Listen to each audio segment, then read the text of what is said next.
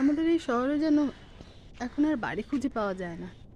আমাদের এই ছোট্ট পাড়া, তাতেও দেখো দুদিকে দুটো একদম লাস্ট বাড়ি দুটো ভেঙে হচ্ছে ফ্ল্যাট।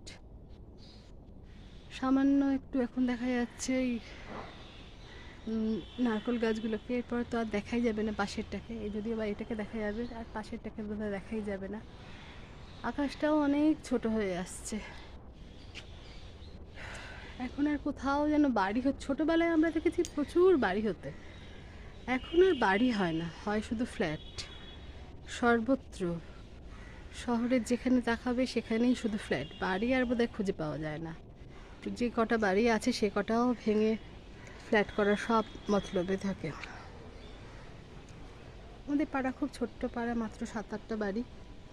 এই জন্য দেখাচ্ছি, দেখালে কি হবে জানি না, ভবিষ্যৎ কি আছে, আমরাও বা কি করতে পারি জানি না।